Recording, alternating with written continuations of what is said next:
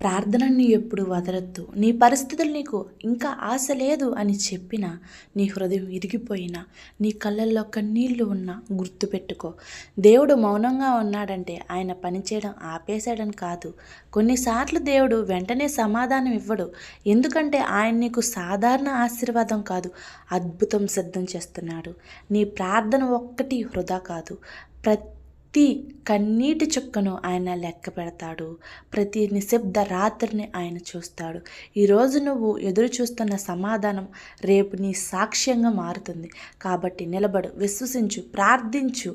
ఎందుకంటే దేవుడు ఆలస్యం చేయవచ్చు, కానీ ఎప్పుడు తప్పు చేయడు. అలాంటి క్షణాలు నీకు ఎదురైనప్పుడు ఇలా అనుకో, నేను ఓడిపోలేదు, నేను ఇంకా ప్రార్థిస్తున్నాను. నేను బలహీనరాలను కాదు, దేవుడు నా వెంట ఉన్నాడు. ప్రపంచం నన్ను ఆపలేకపోతే నా దేవుడు నన్ను నిలబెడతాడు. దేవుడు నీకు ఎప్పుడు దేవుడు నీకు నాకు ఎల్లప్పుడూ తోడుగా ఉంటాడు. Praise the lord. ఆమేన్.